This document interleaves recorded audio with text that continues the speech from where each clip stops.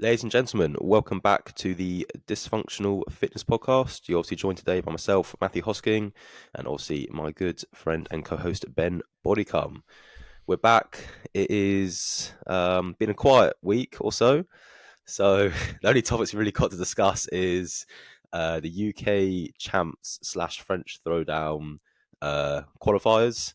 So technically the qualifiers have come to an end, even though today, while we're recording, one of the workouts got a deadline extension because the two competitions had differing standards on the burpees. So they messed up there. So they gave everyone an extra day if they wanted to redo it.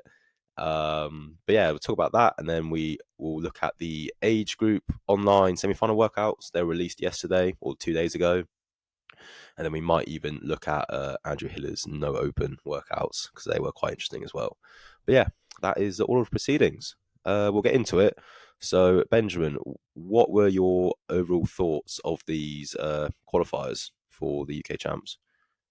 Uh, so I think you say it's been quiet. I think it's probably been quite busy Well, yeah. in a lot of gyms across the country as people try it. It is very much qualifier season. You know, we've come out of quarterfinals, and now everyone who hasn't progressed to semi-finals is suddenly like, what the hell do I do with the rest of my year? Um, so I liked the set of qualifiers they've put in place. They're quite a challenging group. So the first workout was a 12-minute AMRAP of 10 thrusters and 10 box jump overs With a step down. with a step down. Yes, because whoever's rebounding that hates themselves. It I think it was 60 and 40 for the elite, and then sort of scaled back depending on what division you were in. Just hard workout, like very much a strength endurance. Right, how much harder can you keep going? I think it's fairly similar to qualifiers that we've seen from Sid in the past, just a little bit heavier. We always tend to see, particularly with their team of 12 comp, that first workout is a just a sort of capacity, like how fast can you move and how much can you do in a particular given time frame. So I quite liked it. You actually did it. I would never go near that with a barge pole. How was it for you? It was horrendous. It was absolutely horrendous. Well, I did both versions. I did the Elite and the RX version. Yeah, basically, well, the week before I wasn't very well, so I was in the bin. I was just in bed for like 2 days straight and felt horrendous. I was even tempted just to sack it all off and just not do these. But then, yeah, I did the Elite one first because that was the original goal to try qualify Elite. And yeah, just didn't go great. It was very tough. The thrusters were nasty at the 60 kg. Went first set unbroken and then had to go 5-5 each round.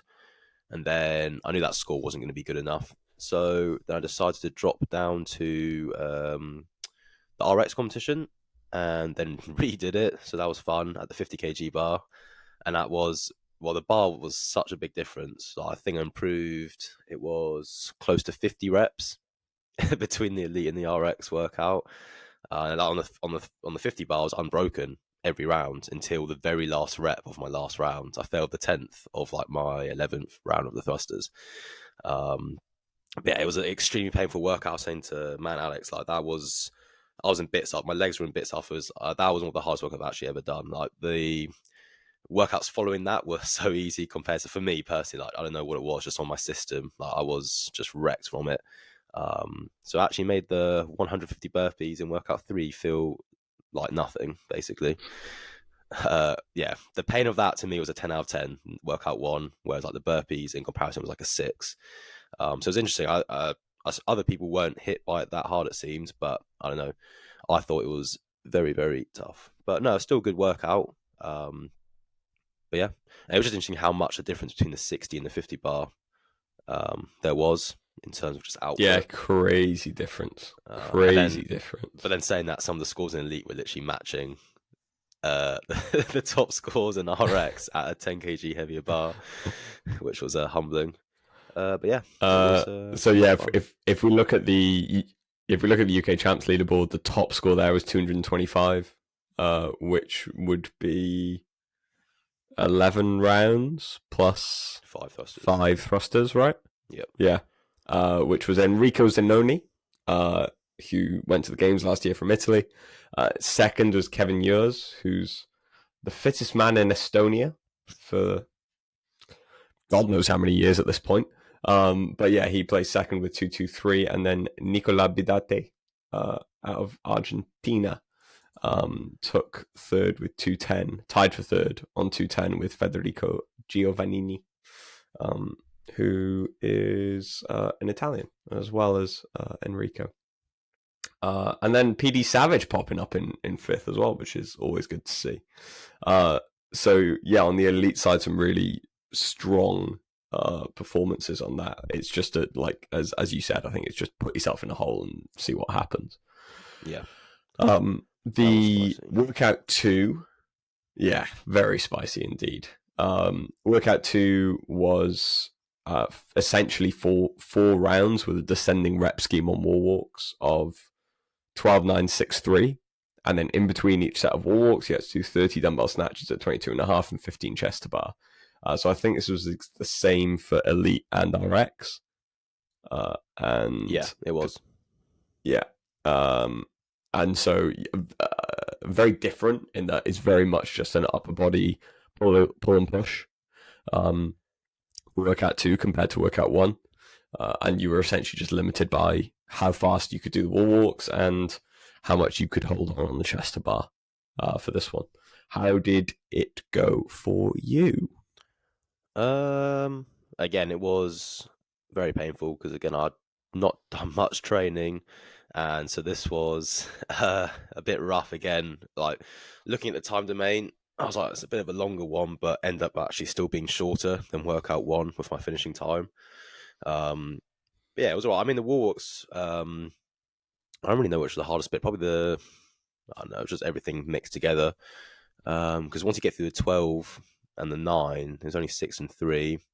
Dumbbell snatches were all unbroken.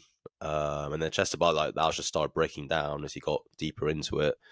It did hurt a lot though. Like those first 2 qualifiers, the thruster one and this one, were very, very hard. Very painful. I thought they were very painful personally. But it's just crazy thing. I thought my score was all right. I knew it wasn't gonna be like anything world class, and then you see people like going 2 minutes faster, and you're like, right. I mean, interestingly, the top score in RX was 940 from Carl Doherty out of CrossFit Digbeth. The top score in Elite was 949.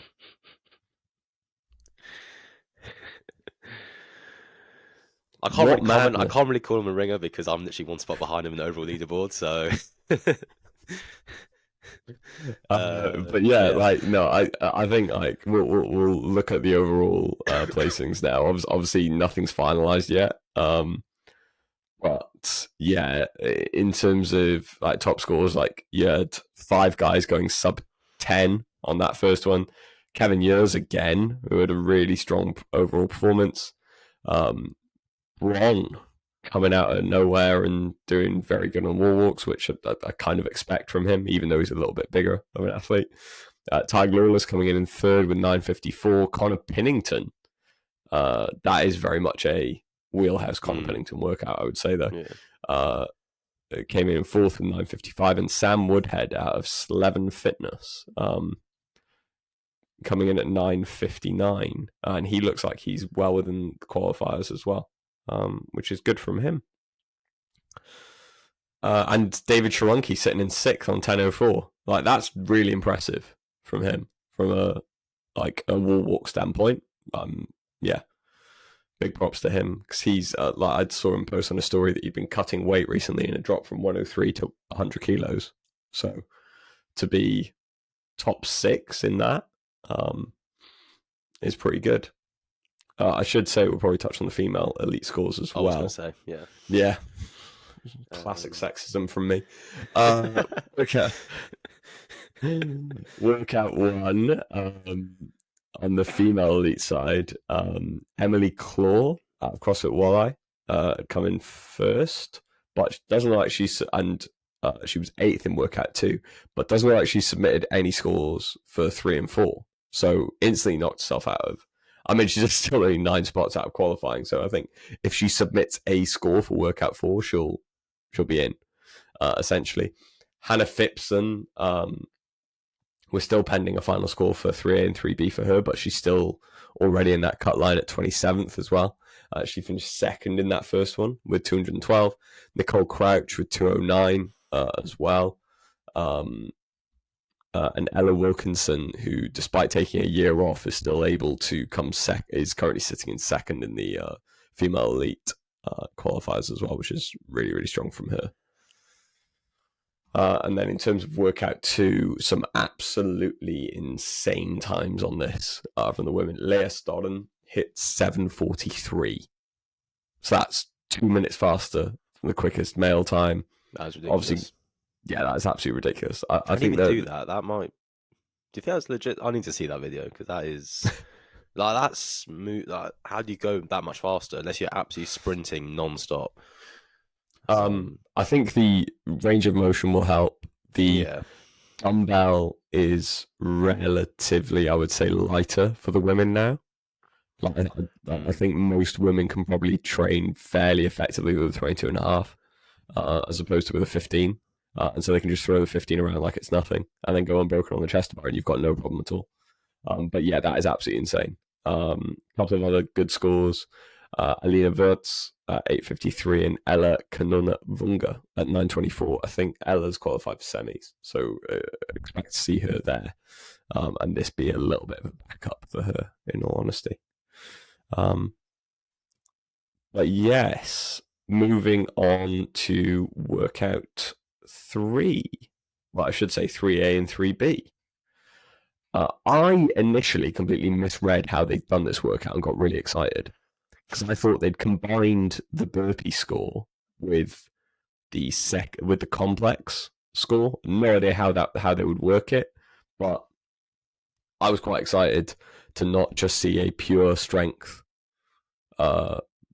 test be sort of 20% of the whole qualifier, and that the burpees would impact it. But regardless, 3A was a 1 rep max clean that you had to do from 0 to 3, plus your score on a Bella complex, which is a clean shoulder to overhead front squat and another shoulder to overhead that you had to do in the third part of the workout, I guess, after you'd done 150 burpees over bar in a 10-minute period. Where would you like to start with that one, Matthew? I thought it was a good workout. Those are my favorite type of workouts in terms of, well, I just like when it's pure capacity and then like a pure lift combined. I think it's, well, similar risk to, it's just cracked open there. Cheers, mate, innit? Similar to the open workout 23.2 A and B with the burpee shuttle run into the thruster, that type of like just pure capacity on one end into pure strength on the other end. Yeah, and it was like just a different way it's laid out with the clean and then do the capacity stuff and then try lift heavy again and then add it together. I thought it was quite a nice little twist on that concept. Yeah, I thought it was a good workout. 150 burpees in a row is also just a good like mental test. But yeah, I thought it was pretty good. Can't complain with it. I liked it. Yeah, I think it was it's quite an entertaining. Like, there's less stress on that first bit because it's just you can start the video whenever, really. So if you start it and miss it, then you can just chill. But I did see multiple people start the clock and then do 3 lifts in those 3 minutes. Yeah, that's not what you do. Not pointing any fingers, Hayden Thomason, but and then somehow lose 45 seconds on your burpees because you're too busy taking your time to change your shoes. Which was definitely the reason why he didn't do as well on the burpees as you probably expect. Yeah, I just went in with one weight in mind. Yeah, hit it and then just sat there for. I actually chilled too much. I actually started to forget to change my plates, like to set up for the complex for the next bit. that makes sense. I was like, oh, I might just Yeah, yeah, change them now. But yeah, I just hit it within the first 10 seconds, and then just sat there for the next 2.5 minutes. And yeah, go on to the burpees. That was it, really. yeah. No, I think it was. Yeah, it was. Judging that workout was entertaining. We'll go with entertaining. It's just like counting 150 burpees and then trying to make sure that people are doing actually 2-footed takeoffs is interesting. Yeah. Well, I was that was funny because I was doing it head to head with my mate Ben, and so I had Alex counting me, I had other Matt counting Ben, but I was basically listening to two counts at the same time. So Alex counting mine, and when they were both counting out loud, and so basically rep for rep, I just heard one, one, two, two, and then so like I don't know how far I was in, about maybe 50 and started to put, but like the gap would get a bit bigger. But just constantly listening to both counts. At one point, I'd probably just listen to Ben's count more than I was my own. So I just keep moving, and as my count keeps increasing the gap, then it's fine. But yeah, it was Alex said it was actually pretty stressful to count because I like told him before, don't count in 50s. I want you to literally count straight through up to 150. Because if you go to 50 and then start back at 1, it's going to confuse me when I'm halfway through a workout. But yeah, no, I thought it was a good test. Again, like some ridiculous scores. Like we're saying about the French, some of the guys French, like a 280 plus is only like a 60th, which is ridiculous. Yeah, there's some strong people out there. Yeah, starting on the women's side, top score for them was 207, which is just insane. Yeah. Obviously we don't know what the breakdown of that is, but I probably guess something around like a 115 to 117, and then like 88 to 90 on the complex. Yeah,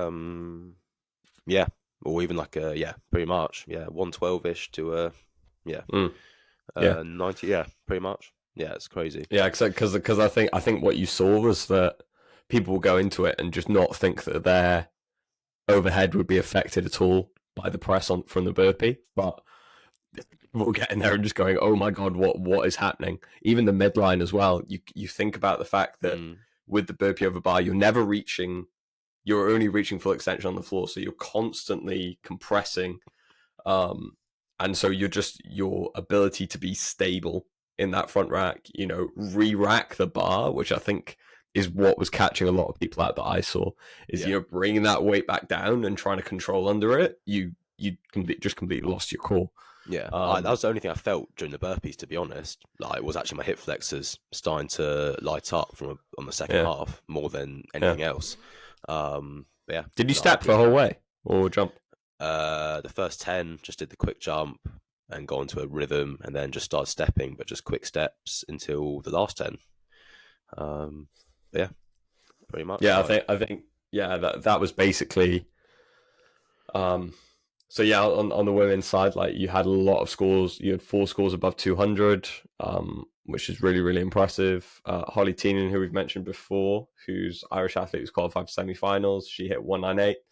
Maddie Harris, CrossFit Aylesbury team, has gone individual for this one and hit 192. And Nicole Crouch, who's done similar for BFT team training, hit 190 as well.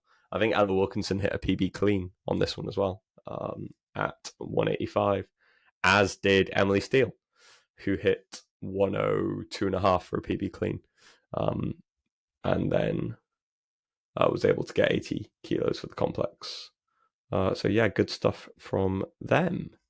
On the burpee side of things, Leah Storen turning up again with 938. So that means that she did 150 burpees in 638. If I'm right. That's ridiculous. Just let that settle in for a second. How many reps is that a minute? Probably closer to 25ish, I think. That's crazy. I'm sorry, that's mad. 23. Yeah, just over. Yeah, that's the pace. I opened up at that pace. I did 24 in the first minute, but then have obviously a slight drop off. But yeah, for you to basically hold that for the rest of the workout, that's pretty crazy. Yeah, because I sort of went into it and like chatting to people, I would say like a really good score would be if you could hold on to 20 a minute. Yeah, Um, that was a goal. Yeah, yeah, 7:30 I thought would yeah, be pretty solid. But yeah, to basically yeah. almost take a minute off that is yeah, that's crazy. That's actually, I want to see that video. I can imagine it. Like, you just you probably didn't step. You probably just did the jump in, jump over, and just if you got that capacity, just keep moving. Yeah. But yeah, So that that's two of Leo Storen's videos you want to see so far. So I'll do some digging for you and send them across. Then Runa Linn Egeland out of Norway did 9:58 as well, and then Ella Kanonavunga 10:35. And Alina Wirtz as well. So Ella, like I should say, has absolutely smashed these qualifiers. She had 3 consecutive third places in Workout 2, Workout 3A, and Workout 3B. It's a really strong group of results as well, particularly where you expect to see a little bit of difference between Workout 3A and Workout 3B.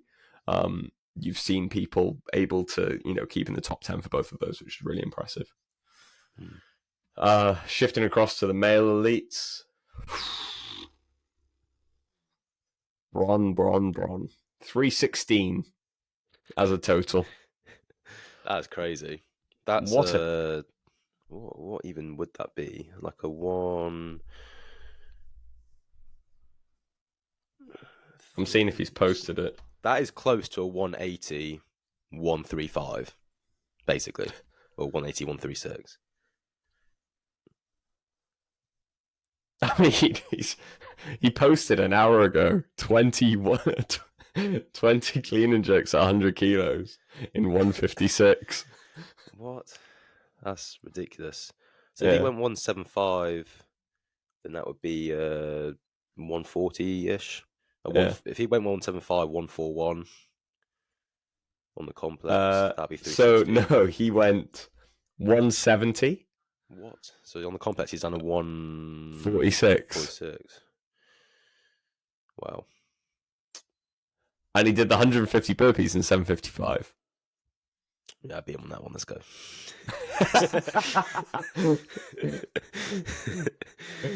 You have another Bron, I'm all over you. Get good.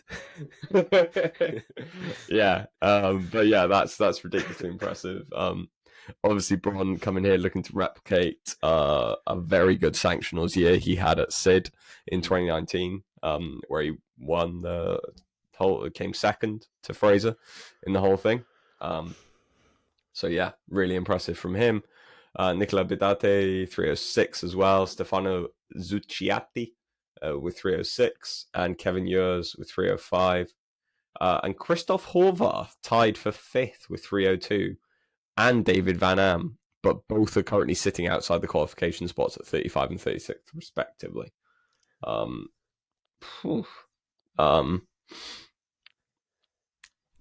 Yeah, geez. Some big numbers. Yeah, that's huge. Moving on to 3B, top score for that, which is ridiculously impressive for Nicola Bidate to come second in 3A with 306 and first in 3B with 933, which put him 633 again? Like, that's mad. Just absolutely insane. Enrico Zanoni at 10:04. Sam Woodhead again. We've already called him out on Workout 2 at 10:05. Connor Pillington doing really well in this one, coming 6th with 10:20. And Liam Hogan and Ross Lowe both tied for 5th on 10:38. Liam Hogan coming out of the UK and Ross Lowe also coming registered as South African but competing out of CrossFit Aberdeen. I mean, like, part of me... Actually, no, I take it back. I thought there was a little bit more of a correlation between Workout 2 and Workout 3B, but that's less the case, which is good. Like, I don't like seeing correlations in qualifier workouts because it sort of tells me that we haven't had a broad enough test. But yeah, that was I'm very glad that I didn't even entertain the thought of doing that as a workout because I think I would not have enjoyed it. That was the least painful one. That was the most enjoyable of all of them. Like, that was honestly, I don't think my heart rate got above 130. Like, I've got a heart rate monitor for the last 6 months, and I never really used it before. But my heart rate does not get high on most like most workouts, to be honest. Like for me, my max I've hit is like a 170, and that was like max effort bike sprints. So something's going wrong with my physiology basically. But yeah, my heart rate, I was not limited by that at all in the burpee one. It Huh. was just I just kept moving. Was the breathing hard though? No, that's what I'm saying. Like if I keep Just low, hip flexors. Yeah. yeah, if I keep low and keep my chest low to ground, that's why I said to you in message, like, the burpee one's a good one for me because I know I don't actually get that gas doing burpees. It's weird. I don't know what it is. But yeah, Built different. I need to go get tested in go to Loughborough, back to Loughborough, and go do a day just getting tested, see what's going on inside. Because yeah, it doesn't actually make sense half the time. Like even when it comes Sorry. What was that? You need to get tested. Heard it here first, guys. Well, you got me. You see the Test you on the podium in RX. exactly. Well, I won't be turning up. You see the guy put his score in for the. I'll show you at the lift. He's like 1,900 kg more than everyone else. That's like Tessa's man immediately. Yeah. Currently top of the male RX on 3A is 2,165 kilos. So, yeah. Lasher? No. No. I think Lasher would probably struggle to hit to 500 in this, maybe.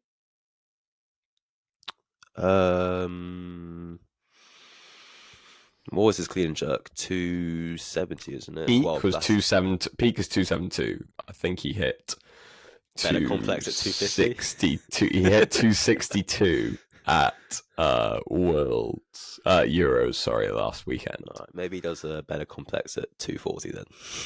Yeah. Because if you're basing off like 90%, because that's what a lot of the top scores are. They're close to 90%.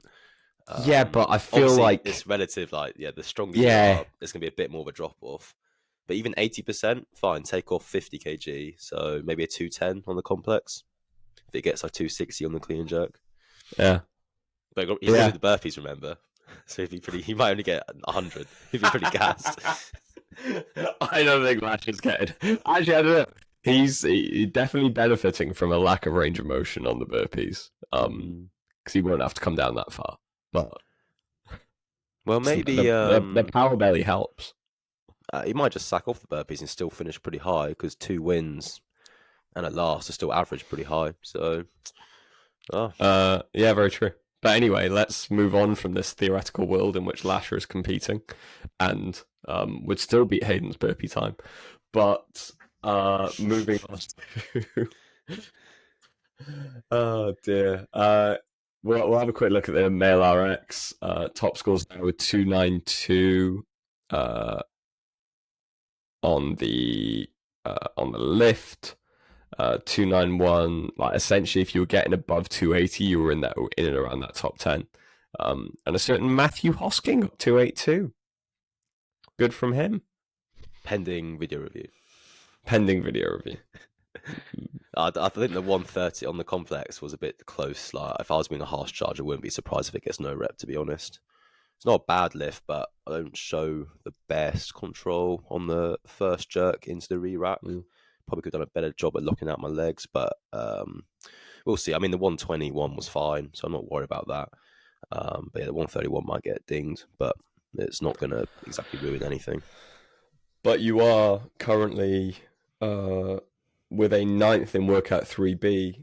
I think you have the best combined score across those 2 workouts, just ahead of Guillaume Godin, who had a 2nd and a 16th. So yeah, really good showing from you. Nice. Top score for 3B was 919 in the male RX. Which was that? That's not faster than 919.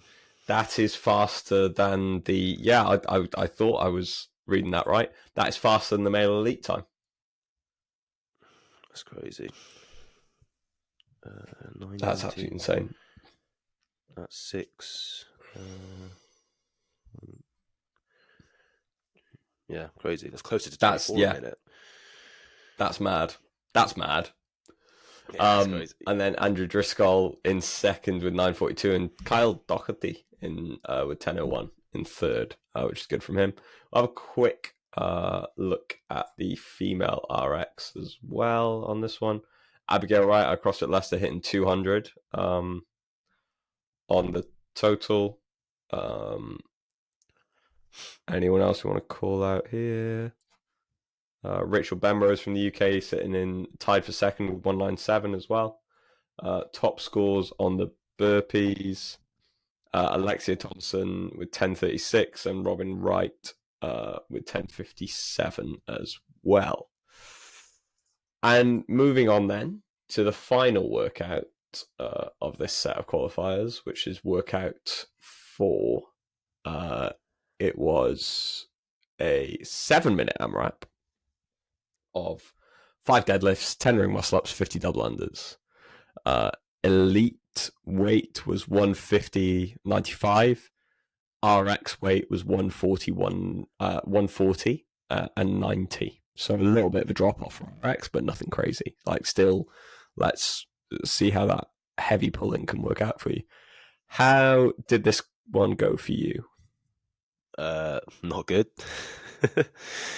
Well, I knew it was gonna be my worst one. I just lack of just haven't been. I'm done. Like, last 2 weeks, didn't even do any ring muscle ups because my body was in bits and just being ill and literally just couldn't do them. So I just no excuses, just improve. No excuses, just improve. Exactly. But yeah, so I just and pulling isn't like that. Grip endurance isn't my best strength anyway.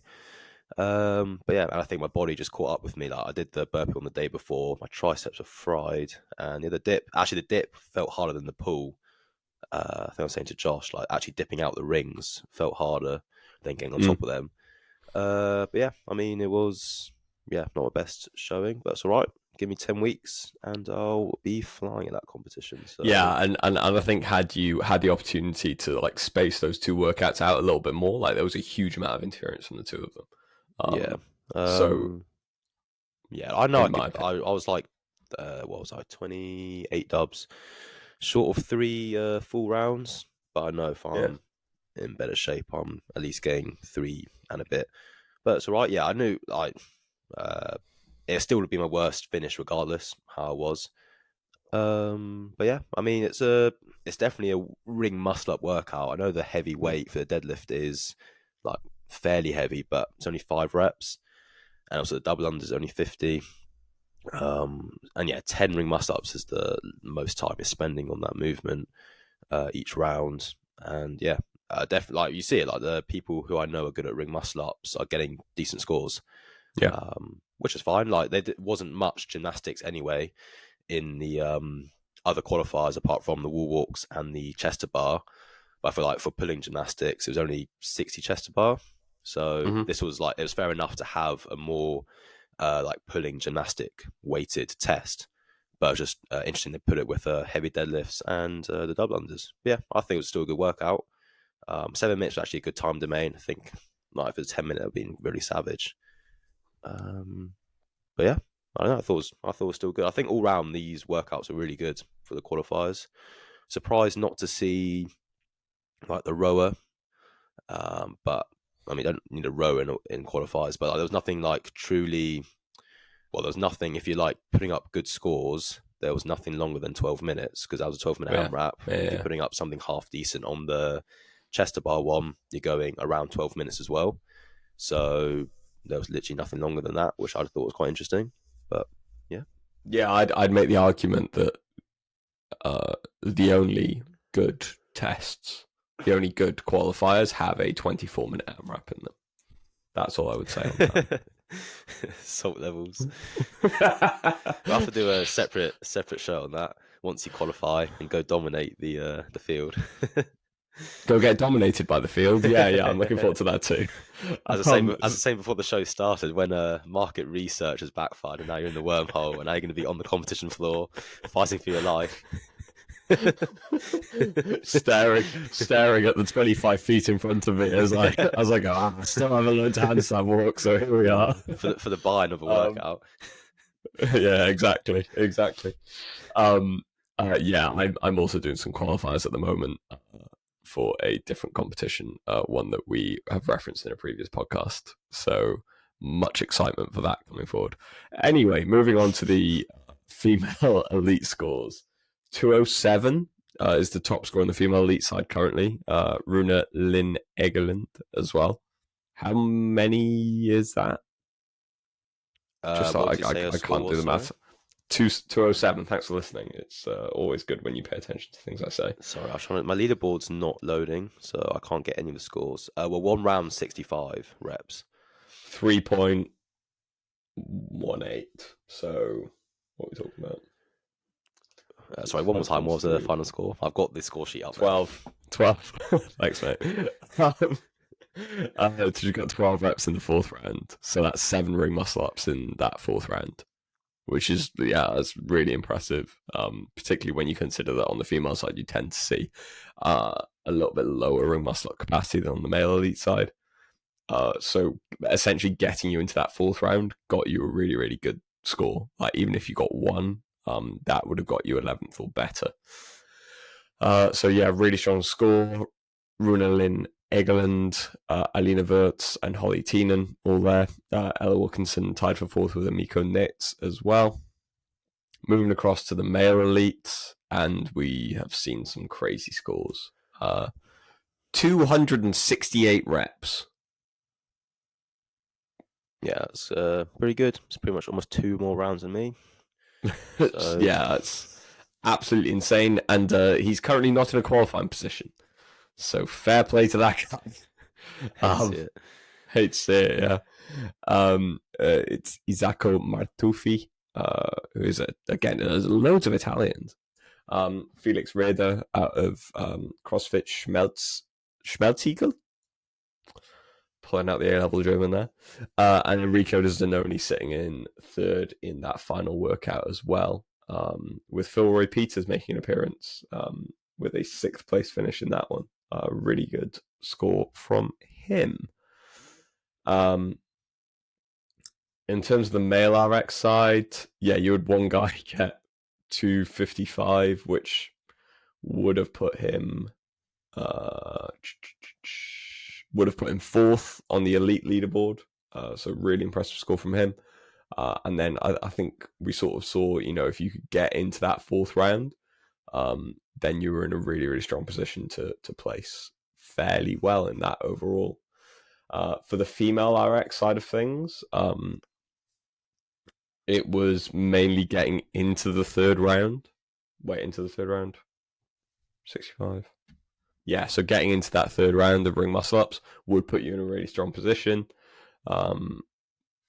So on the female side, you had Maya Lalos again, performed really well, and Carla Manina, Kimberly Ross, Connie Easby, and Rachel Cohen tied for 4th as well with Alessandra Conzo. So yeah, really strong performances across the board with that one. What has been interesting with this is obviously because French Throwdown and Sid are running the same qualifiers at the same time, it's been quite interesting to see the disparity between the depth of the field on the French Throwdown side compared to the UK champ side of things. And boy, oh boy, is the French Throwdown significantly harder to get into. If we just take the male elite side of things, so Enrico Zanoni is currently 1st on the SID UK champs with a 17-point buffer to 2nd. He is currently 7th on the French Throwdown leaderboard. Absolutely no idea what his points difference is, but yeah, it's just such a deeper field. Mr. Hosking just confirming that he has been ill for the past 2 weeks, and he'd like us all to know it. It's not good. After a workout, it just doesn't go for like 3 hours. It just coughs up, so that's good fun. But yeah, French Throwdown's way tougher to qualify, which is quite interesting.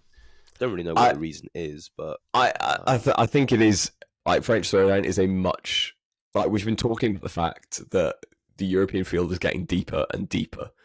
Only having 60 spots to qualify and it being the toughest semi-final to get into means that you've got, even just from quarterfinals, if you take those next 60 people who didn't make it through to semis, like they're really top level competitors. So we'd expect them to come here and perform really, really well. And they want something competitive out of their season, and they see French Throwdown as a nice sort of stepping stone to get some really high level competition experience going forward. So yeah, I'm really excited to actually watch this competition. They always do a live stream, and it's always entertaining to watch, to say the least. So yeah, I'm optimistic that Sid will have the same sort of standard for next year and will get even harder to qualify for. Just because hopefully it builds up the brand a lot more. If they have things like a live stream this year, then that'll start to showcase, okay, look, here's everything that we've got. It's a it's a really great competition, easy to get to, easy to stay at, and that I hopefully should sort of carry through and become really attractive for the majority of the competitive field.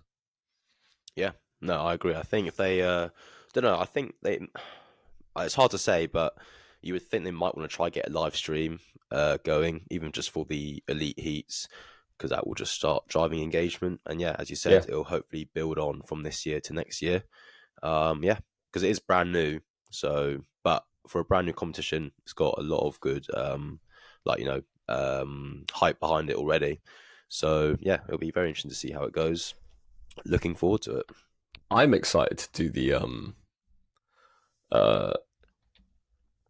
because they've got a pairs comp on the running concurrently across the weekend as well. That I think is essentially NFG, National Fitness Games, has been rebranded to AthX.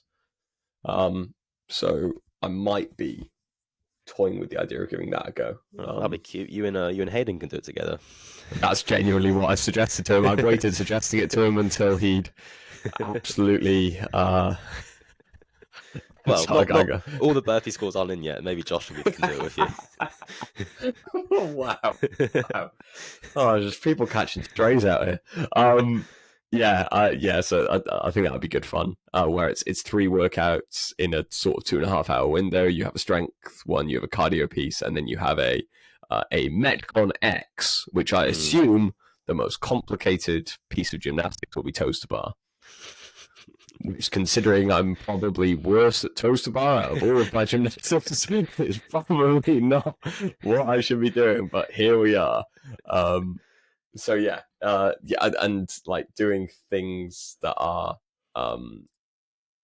adding additional things, I think is great from a sponsorship standpoint and an activation standpoint for brands, and is probably pretty good in terms of broadening the appeal after we've seen High Rocks emerge over the past 2 or 3 years, like post-COVID, and just have some like crazy participation numbers. So I think they're trying to lean into that a little bit more.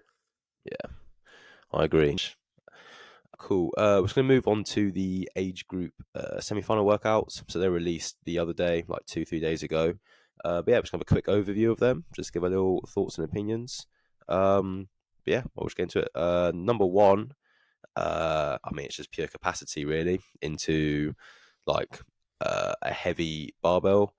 A certain Rich Froning seems a bit salty about it, which is odd because he probably could like still win the event, but yeah, it's a 1,000 meter row, 100 double unders, 20 shuttle runs, 750 meter row, 75 double unders, 15 shuttle runs, 500 meter row, 50 double unders, 10 shuttle runs, 250 meter row, 25 double unders, 5 shuttle runs. Yeah, I think that last round's a bit irrelevant, as I think even Hiller said it's like a transition bit at the end. It's like you might as well just, could have made the first bit a bit longer and taken out that last bit. But, and then, you and then it's a 25-minute time cap. And then immediately upon finishing or reaching the time cap, you go straight into a 3-minute AMRAP of snatches at 155 pounds for the ladies, which is basically 70 ish kg, a bit more like 72, and then it's 225 pounds for the guys, which is like a 102. But yeah, interesting first test. Well, first thoughts. Everyone was bitching about the shuttle runs. If you look at the comments, every single person's like, "Oh, I can't believe doing shuttle runs again." X, Y, Z. But I don't really agree with that, because the only people who have a right to moan about that are people who are actually doing the age groups, who have done shuttle runs now in every stage of their competition. But as you get other random people moaning about it, it's like you're not even doing the events, so just shut up. Yeah, random people like Sam Dancer Well, because of yeah, but he might be moaning about it. He because of said he's you. I getting keep better. getting better and better at shuttle runs. Exactly. Thank you. He was thanking them. One thing that is interesting on this is that the snatch portion is only 50 points as a max. So as opposed to being 100 points, it's only 50. Yeah. So nice to see that they're not overly weighting strength capacity, I guess. And they've done something similar in one of the later tests as well. So yeah, nice of them to try and get multiple scores in, so they can actually get a broader test as well. But yeah, I quite like it. Like, I don't really see the point of the double unders, if I'm being honest. Like, it's not in any crazy capacity, so Yeah, it just feels like it's just there. Yeah, I mean, you get that odd person who really struggles, who might, but yeah, it's compared to the volume of the other movements as well. Yeah, It's sort of just in there. But yeah, which I think Boz has done a couple of times now, where he just puts double unders in there as just like a here, basically box ticked, double unders are in. Yeah, but I mean, yeah, good, pretty classic. It's like a classic-y, endurance into a lift. I think the snatches would be very interesting to see what the scores are, because 3 minutes is not a lot of time, and obviously this is for the age groups. So for the older divisions, that's very heavy. So like, honestly, what, 2 reps a minute would be like 6 reps for like some of the older guys would be very good, I think. Yeah, under that fatigue. I think the issue is like we don't have the full. I imagine that's not the weight for all divisions. Yeah, it goes down a bit because I think I heard it's all the way up to the 50 division, up to the 49. This is the same weight, so that is tough for those guys. Yeah, okay. That's what I'm saying. Like, obviously for the 35 division, they'll get more than 6 snatches, but I think for the older division, I think 6 or so, like 2 a minute, would be pretty solid. But yeah, it'd be interesting to see what Froning and Sam Dancer get. Sam Dancer, touch and go. I wouldn't be surprised. No. But yeah, right. Should we move on to number 2? Yeah. All right. Number 2 is, I think it's quite a cool one. In a 5-minute AMRAP, complete as many reps as possible of thrusters and muscle ups, but there is no set reps. You can do it however you want. The only caveat is that there is a minimum work requirement on both movements. I did see somewhere it was 15 for both the thrusters and the muscle ups, which I think is a fair amount. I think 10 would be maybe just too little. I think 20 would be a bit too high for the minimum requirement. So I think 15 is a good number.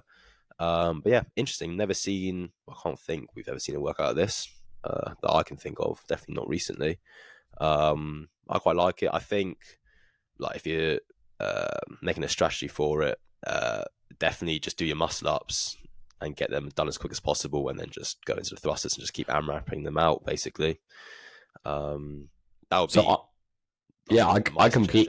I completely misread this workout. I thought you had to do a minimum set at each of them. So you'd have to, like, anytime you move to the muscle ups, you'd have to do 15. Oh, like you thought, like a minimum unbroken. Yeah, not unbroken. I'm not through it before you move back. Yeah, I'm not unreasonable. Yeah, that would be quite good if it was like an unbroken minimum set, like a 3s. You had to do sets of 3s. That'd be quite an interesting workout. That'd be so weird. Yeah. No, it would be good though. Yeah, because 15 muscle ups? If you do that unbroken, that's taking you.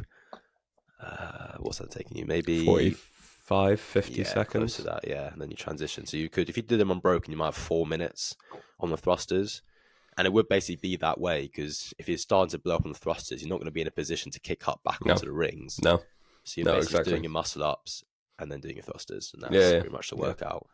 But at like a not an easy weight, 95 pounds for the ladies, which is the 43, and 135 for the guys. So that's the 61. So it's not light. So moderate-ish barbell. And again, for the age groups, like obviously the 35 division will do very well. But then as you start getting up, obviously the weight will come down a bit. Now I think also the skill comes down. I think when you get into the 60 division, I think it becomes chest to bar, which is fair enough. But yeah, again, another interesting test. I'll be interested to see if like Boz actually wrote all of these as well, because I know he's head programmer, but when Castro was a programmer, he didn't write every single workout. Like he had teams help. I think Pat Sherwood was one of his go-to guys who wrote a lot of these age group workouts. Yeah, yeah, So it'd be interesting if Boz still, has people like that around who do that for him, and he just oversees it. But who knows? Maybe he writes everything. I'd kind of hope there was a little bit of input from other people, given the evidence that we've seen from the CrossFit Games team up to this point. It just appears to be people operating in echo chambers. Moving on to test 3A and 3B. That's an unnecessary salty comment. Honestly, if anyone wants to just be angry for like 40 minutes, go listen to Dave Eubanks on the Talking Elite Fitness podcast. Honestly, I get myself way too worked up about this, but we'll do a review of that at some point, maybe, or I'll I'll start shouting at clouds at some point. 3B, 3A is 5 intervals of 2 minutes of work followed by 1 minute of rest. Again, we're sort of seeing changes in traditional AMRAPs and for time workouts, moving more towards things like this, which is it's 7 deadlifts, 5 cleans, and 3 shoulder to overhead. Female weight 135, male weight 185, which is 3A. So just essentially an AMRAP within that time of what you can do on that DT variation. I think it's, and then into the you have a 1 minute rest after that, and then it's into a 5 minutes to establish a max freestanding handstand hold in your full 4 foot by 4 foot box. Again, another 50-point score, so similar to the snatches in workout 1, you get basically half the points, which I mean it's interesting. So just weighting it slightly less. But yeah, I mean I've done it in the past. I did it for the did they do it in the online games? Like I know the event, but did they score it as 50 points as well? I can't remember if they did just give it the full 100. I'm not sure. I think they did it the full 100. I think, if memory serves. But yeah, I think it's quite interesting workout, like pure barbell cycling basically. So it really favors the strong boys again, and then obviously you try balance it out with the gymnastics. Then you could argue why not just make it 100? Because if you're giving the strong boys 100 points for the first bit, but strong boys and girls, strong boys and girls. I meant boys as in BOIS. Strong boys. That's not we've lost Ben. We've lost him. Sorry. Oh dear. Okay. Your boomer mindset couldn't handle that vocab. No, it really couldn't. It didn't make any sense to me, but here we are. It makes perfect sense. But you know what I mean? So yeah. Like 100 points for basically a barbell workout versus 50 points for a gymnastic workout, which is interesting. But yeah. I actually gave it a go yesterday. It was quite tough, sort of fun. I don't like barbell cycling. It's not the hardest. It's not like your heart isn't beating at your chest. A bit more muscle endurance. It'd be very interesting to see what scores like Froning and Sam Dancer get again, because like Sam Dancer will like destroy this barbell. But then maybe he'll kick up and look like the demo guy doing the handstand holds. Shout out that guy, because he poor guy's been absolutely shredded. But yeah, go to their YouTube channel, have a look at it. It's I think they. Sorry, you go. Well, it's like getting me to do it, isn't it? Like it's not. It's not. It's like the dude tried a handstand hold like twice and just failed both times. It was. Well, I think no offense to the older divisions, but I think they're trying to get someone who mimicked like the 60-year-old division, so it'd Yeah, be but more these are like realistic. these are the top 30 fittest age groupers in the world by CrossFit's definition. Yeah, but Like, still. why? Like, why are we? But as we saw What? David Hippenstall last year, he does not move great, so they're just trying to mimic him. Yes, and then he didn't compete because he couldn't move well and ignored the rules. He actually only didn't compete because Andrew Hiller literally called him out and had made a whole agenda against him. Did you ever see their interaction at Wodapalooza or at the games? I can't remember which one it was. Yeah. That was entertaining. That was entertaining. And also the other guy, the guy from HWPO, the older guy who's like the Masters athlete. Hiller made it. I don't even remember his name. He what's his name? He's on there. If you've seen like HWPO's like new gym, he's on the wall of like the athlete pictures. I can't remember what his name is, but anyway, so Hiller basically made a video about him being on roids probably, and then the guy bumped into him face to face at the games, I think, and like basically like was asking to apologize like in person. It was such an awkward like interaction, and they were like live streaming it while watching on the Savon podcast. It was so funny. Dear oh dear. Little CrossFit drama, eh? Yeah, that'll be me when I go out with my camera on the live stream out at the games this year.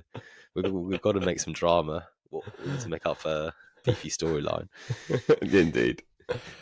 Moving on to test 4, 20 burpee box jump overs, 2 rounds of 20 kettlebell step ups, and 2 rope climbs, followed by 2 rounds of 20 kettlebell goblet squats, 2 legless rope climbs, 20 burpee box jump overs.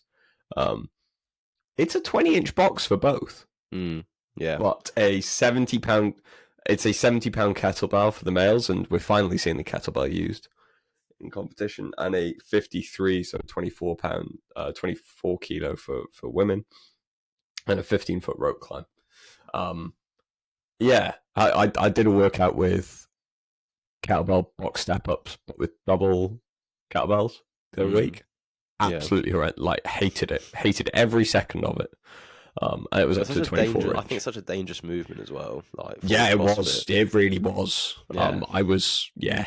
It was not okay. R.I.P. Dan and Pepper's ankle. For those who watch Wodapalooza, individual last year, I think it was. They had the like long chipper, and it had double kettlebell box step overs, and he fell off and rolled his ankle badly. I mean, we do some silly movements as it is, but that I think is a really bad movement under fatigue. Yeah, but this is only with one kettlebell, so I think it's a little bit more manageable. This is a bit safer. Yeah. But yeah, double was asking for trouble. That's cringe rhyme, but yeah. I thought he was making Team Rocket reference. So I was like, I'm all for that. But yeah, it's interesting. Again, like it's such a it's all right workout. It's a bit weird the way they've laid it out. Also on the graphic makes no sense. Because it's like 20 burpee buy-in, and then on the last, I don't think it is a buy-in, but is it a buy-in? Because it's 2 reps. Because it doesn't show the separate. Doesn't show that it's separate from the other 2 bits, because it's 2 rounds of the 20 kettlebell step ups, 2 rope climbs, and then it goes into 2 rounds of 20 kettlebell goblet squats, 2 legless rope climbs, and then it says 20 burpee box jumps under it again.